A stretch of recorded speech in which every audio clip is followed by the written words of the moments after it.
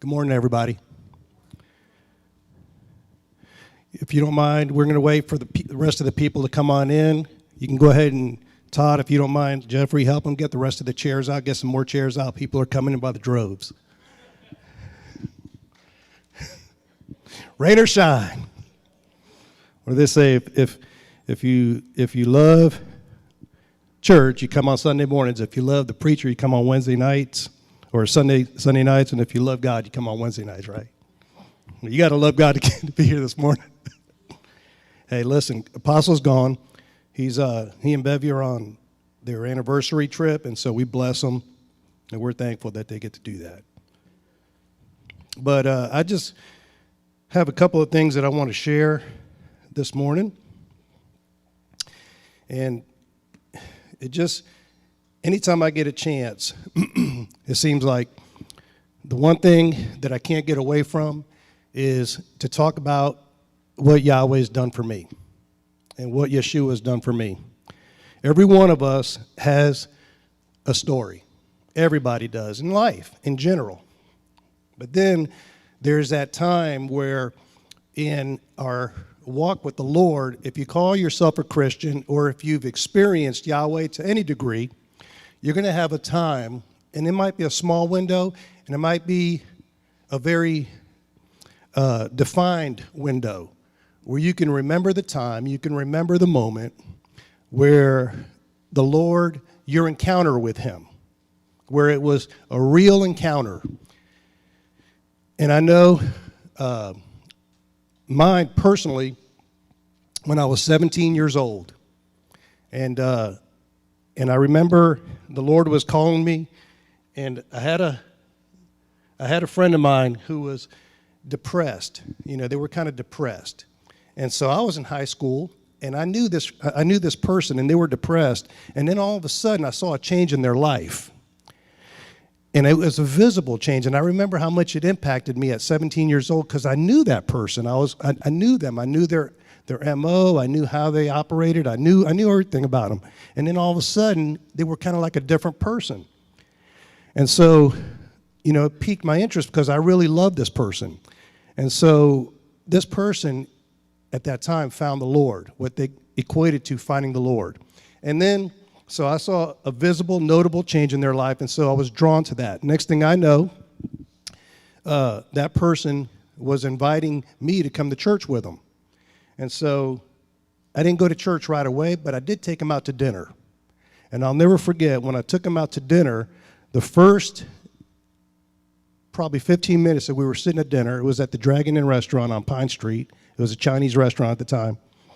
And I'll never forget that I really got touched. And I mean, it was a visible, like, physical, emotional touch. But at that point, I told that person I was with, I said, I feel like God just touched me. And if it's like this, then I want more. You know, it's like taking your first hit. And I was like, for those of you, and it's like, so I couldn't get enough, you know? And I was like, man. So next thing I know, sure enough, man, I got on this journey, and I started really trying to pursue and trying to follow the Lord. And so man, I forsook literally all my friends from the world because all they wanted to do was keep taking hits, you know? And I was like, wait a minute, no. And so that's not me. And so sure enough, I ended up separating myself, and I went in a different path. And then fast forward, let's see, I was 17, 24. So fast forward about 7 years when I met Apostle. And I'll never forget, it was at the church down here at, what's the name of that? No. It was right down here, this school right here. Oakcrest. Yeah, they were meeting in the cafeteria there. And so the message that he preached that morning was revelation, transformation, manifestation. And so when he said those words, I was sitting back there, and I was like, man, that piqued my interest. You know, this guy had something to him. And so, I ended up joining myself to him, and I never looked back. And it's been a journey. I mean, if y'all know, it's been a great journey. you know? And so I took an inventory, you know, and I started, you know, asking the Lord, you know, what do you want me to say this morning? You know, and I wanted to just share about him and the reality of him. And I know, again, every one of us have that defining moment when you know that the Lord touched you. I know my wife does. I remember her story. I remember Todd. Todd comes to my mind. Probably Corey, my son-in-law, come to my mind. And then, of course, the rest of y'all have your story. You know, so, you know, I feel like at that moment, during this process, I've had a lot of ups and a lot of downs in my walk. And so I remember a scripture in Isaiah that the Lord makes the high places low. He brings the low places up, you know, kind of to level you out. You know, it kind of sounds like somebody on medication. You know, this is the reason why they have to be on there. So I'm following the Lord, and all of a sudden, I noticed that my zeal for the Lord was really, really, really growing and intensifying, and I saw a tangible, what I thought was my calling. Well, it wasn't. You know, I ended up, you know, getting married to my beautiful wife, Gail, and, you know, 34 years later, here we are. She may not feel that same way, but, you know, I'm thankful. But, you know, we ended up just serving the Lord. We had our first baby, Bethany, you know, and then Daniel came along. And then Olivia came along. And Olivia came to us through unusual circumstances. It was great to see the hand of Yahweh. But you're going to hear me ramble a little bit, but I'll bring it all back in. So my thing was with Liv. I remember that summer. You know, we used to take trips down to Longboat Key every year, and this year we didn't do that. We went to Ecuador on a mission trip. We were going to go work in the children's home. And so we took our kids, Bethany and Daniel, we set them aside. We told them, hey, listen, this is what we're going to do this year. We're not going to take a family vacation. We're going to go to Ecuador. And so it was right before that we took that trip. I'm talking like weeks. It was like just a couple of weeks that Gail and I were in our room. And I hope I don't uncover you too much, but you know, she started crying. And I said, what's wrong, baby? And she said, I just don't feel like I'm done with kids. Well, we couldn't physically have any more kids. But I said, well, listen, you know, Yahweh knows. And back then I called him the Lord, but I said, the Lord knows. And why don't we do this? Look, if we have to, we'll adopt. You know, and I just said those words before I knew what I was saying. And so the next thing I know, and then that was the first time and the last time those words ever came out of my mouth. And then, you know, we ended up going to Ecuador and going on this mission trip. And then Apostle Johnny and Bevy were getting the girls. And we were staying with the Medinas. And he flew from Guayaquil to Quito, which was about a 45-minute jumper flight. He flies back in. And he said, hey, guess what? He said, I went to an orphanage to process this adoption. And in that orphanage, there's a little baby girl. So I was like, well, man, it didn't take much. All I had to do was speak it. And this thing was taking on life, you know. And so now we ended up finding ourselves down in American Airlines, getting a flight to fly to Quito to visit this orphanage, and then the rest is history.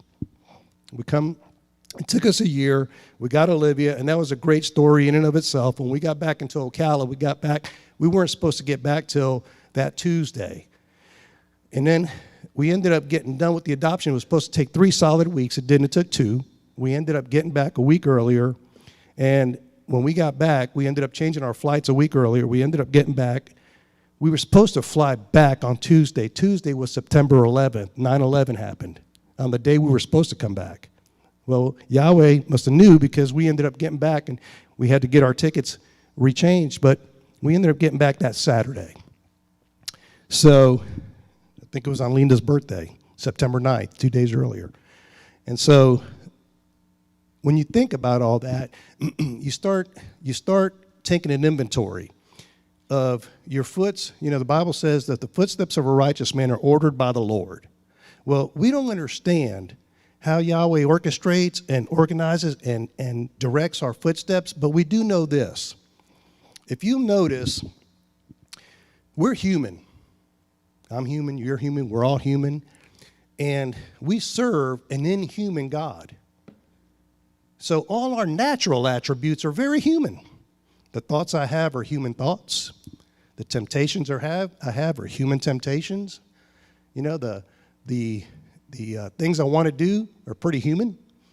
And so my thing is, you know, why, if God is a supernatural God, because he is, we all know that, would he create me in his own image, but I'm still flesh, and I still have all these things that drive me.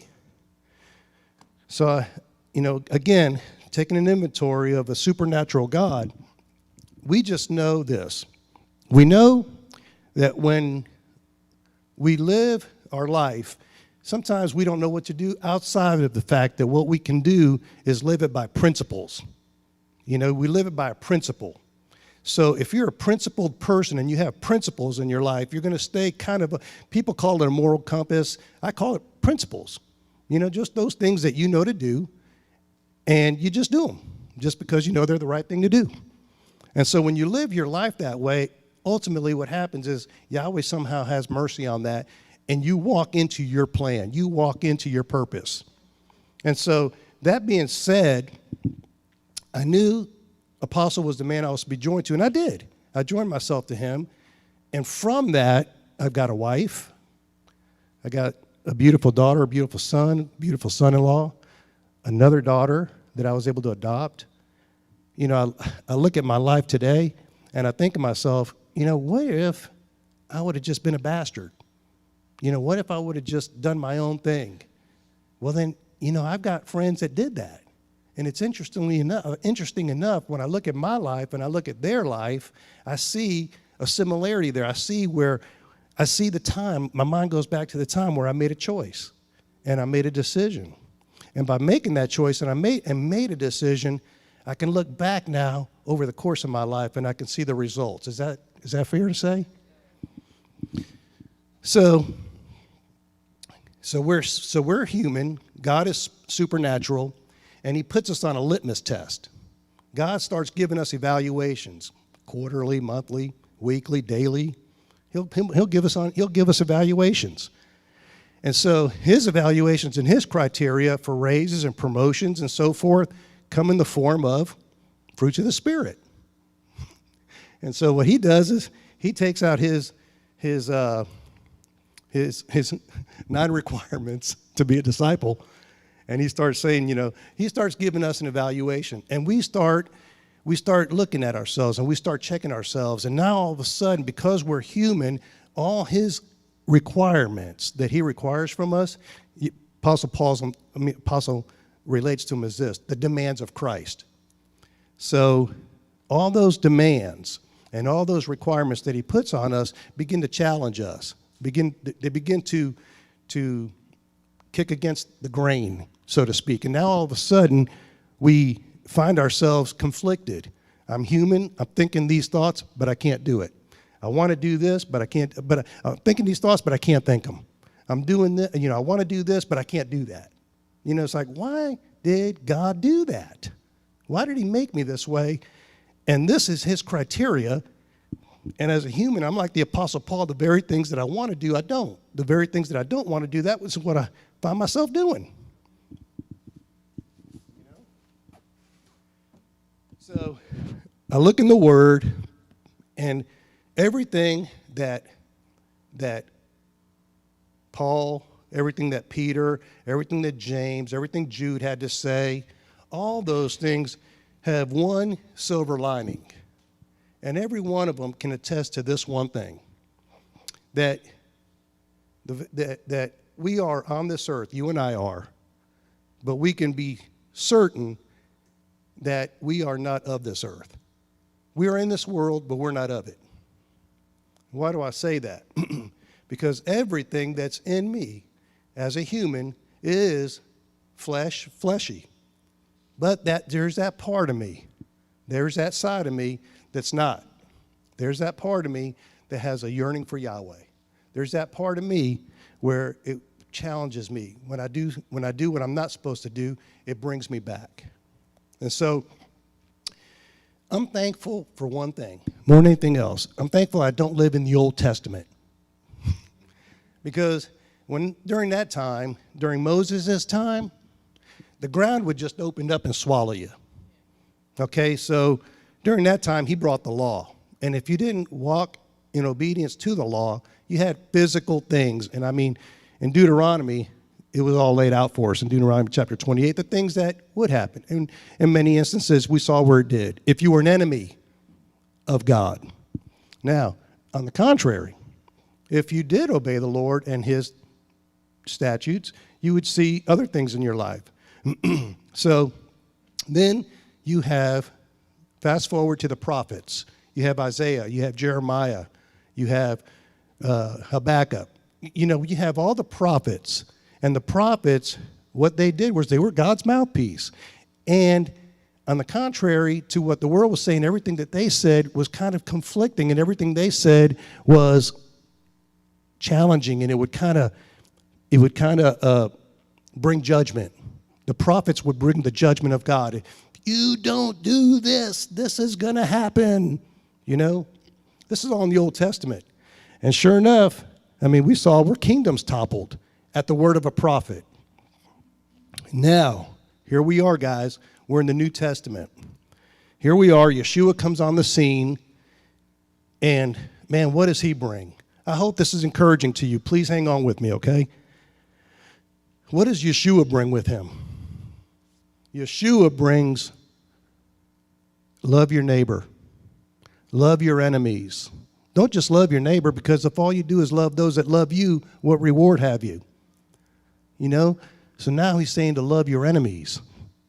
And now he's saying to do good to those who hate you. Do good to those who despitefully use you and persecute you. You know, I don't want to hear that. I want to be one of the prophets. I want to be able to say, you know, boom. You know, no, thus saith the Lord. And if you don't do it, I'm right, you're wrong. Get them, Yahweh.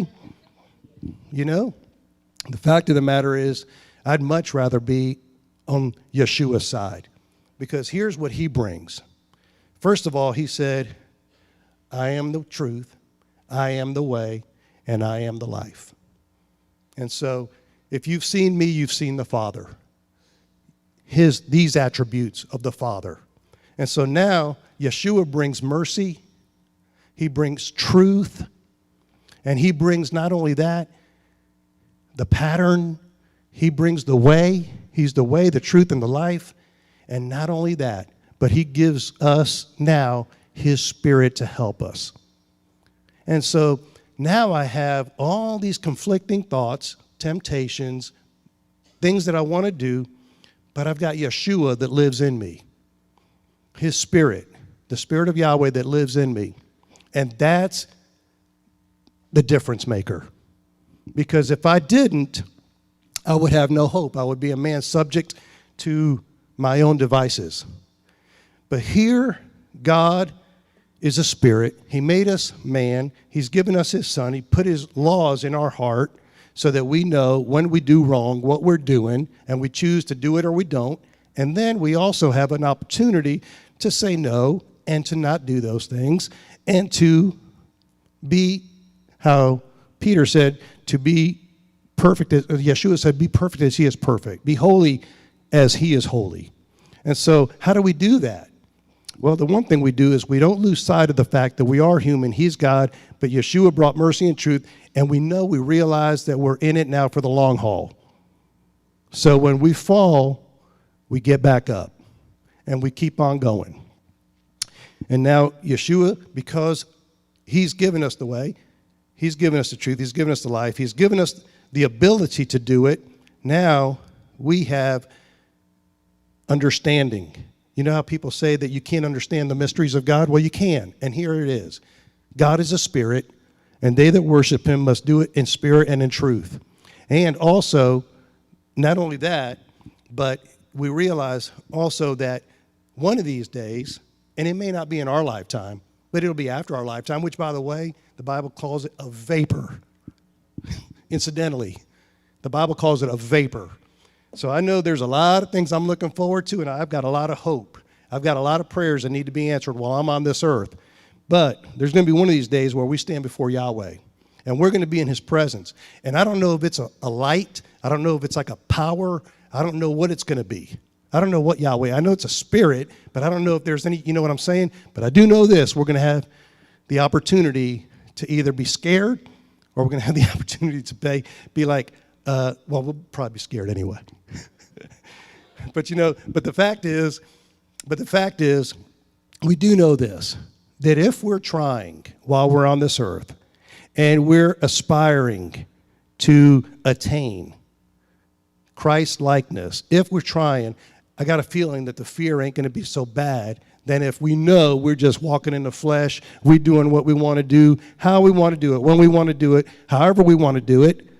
And now all of a sudden we find ourselves before a holy God who we know is saying, I told you that wasn't, because I told you, because I know my spirit was in you. So you knew what you were doing when you did it, but now all of a sudden, we find ourselves in a place where we'll be really scared. Because no flesh, the Bible says, is going to glory in his presence. No flesh. God is a spirit. He's holy. And so that's my thing is, I know I'm going to be scared enough, but I don't want to be like super scared. I want to be like, Yahweh, you can see where I tried. You can see where I tried. I hope. You see it? Did you see it? Yeah. And so that's what I want them to see, and that way, I will be hopefully okay. But anyway, but listen, I just wanted to encourage us this morning. Listen, Apostle said something on Wednesday night that I had to write down because sometimes it's interesting. Sometimes I get more out of what he's saying when he's just talking. And it was just neat. And it was like at 8:59, right before we let out Wednesday night. But he just happened to say this in passing. And he said, because he was saying this in reply to someone else's question. But he said, God's way is in nature. It tells us that nothing is instantaneous. God's way, he's displayed his ways in nature. Nature tells you that it's just not instantaneous. It's not instantaneous. And so I'm thankful for that because, how Apostle says, I hope God grades us on a curve. And the reason why is because if he was to judge us and he was to, right now on this very thing, I don't know if I'd have too much hope. But I do know this. He might look at me and he might say, that tree ain't finished growing. That guy, he ain't done. And so now he realizes that we are on a journey. He realizes, you got to remember, Yeshua brought mercy. Here it is. So his mercy is long-suffering. The fruits of the Spirit is Yahweh's criteria. Kindness, joy, long-suffering, goodness, mercy, temperance, self-control. So that's that's Yahweh's, when he critiques us and when he gives us evaluations, that's what he's evaluating. How much of this kind of stuff are you ascertaining to? How much of this kind of stuff are you aspiring to? And I hope he sees in me, some more of the fruit of the Spirit. Understanding that fruit doesn't come overnight. That fruit takes time. And in fact, there's trees that don't even bear fruit for the first 5 years. Todd, do you know anything about that? So there's trees that don't bear fruit for the first 5 years. Coconut trees, they don't bear fruit the first year you plant them. Orange trees. Some of them do, I guess. I see little saplings like bumper fruit on them. Mine are 30 years old and they're still needing fertilizer. So my thing is, I want us to be encouraged about this one thing. If nothing else, I want us to be encouraged about one thing. Look, Yahweh's on your team. He's on your side. He really sees that, look, we're all in it. We're all in it to win it, or we wouldn't be here. It was thunder and lightning and raining this morning, and here we are. So I got to think that he kind of takes that into consideration. How Apostle talks about Yahweh grades us on a curve. He's got to look at that and say, this guy's trying. This guy's trying. And so I can go on. There's mercy, there's grace, Yahweh's grace. It's not of works, lest any man should boast. What does that mean? Well, the fact of the matter is it does take works. Because if Yahweh didn't graft in, Yahweh grafted us in. He grafted our branch in. the Gentiles. When the Apostle Paul came on the scene, it was no longer just the Jews. Now you've got the Gentiles. And bringing in a whole nother sector into the plan of salvation, God, he saw where we have the potential. Otherwise, Paul wouldn't have mentioned it. Paul said, listen, to the Corinthians, I was of them, now I'm called to you guys. But I don't want you guys to get big-headed, because the same way he cut their branches off, he'll cut yours. And I'm like, whoa, boy, I thought it wasn't of works. I thought it was of grace. Lest any man should boast. But no, it does take works. But the works are a work of Yahweh that takes time. It takes months. It takes years. That's why the Apostle Paul was so quick to say, look, there's no condemnation for those who are, for those who are in Christ Jesus, who walk what? Who walk not after the flesh, but after the Spirit. Basically what he's saying is, look, as long as you're trying, give it your all. Just try. There's going to be times where you just fall. But you know what? We don't stay down. We've got enough going for us. Man, let me tell you something. If you're a son of Yahweh, or if you're a daughter of Yahweh, if you've been called, if you're in this room and you've had that defining moment, that moment where you said, you know what? Yahweh called me, and I feel it, and I know it beyond a shadow of a doubt. That's it. You're a marked man. You'll never be able to shuck that. It doesn't matter where you go. One night, when you're laying on your pillow, head on your pillow at night, you're going to realize, you're going to remember that day, and you're going to say, whatever happened to that guy, or whatever happened to that moment, And so he reminds us, and that's why the Apostle Paul Apostle Johnny, sorry, bro. Apostle Johnny said a couple of weeks ago, he said, let's not have amnesia. Amnesia about what? Amnesia about who we were, where Yahweh called us from, what he's called us to, and what we have left yet to accomplish. Okay, so let's not lose sight of that. Let's keep our eyes on the prize.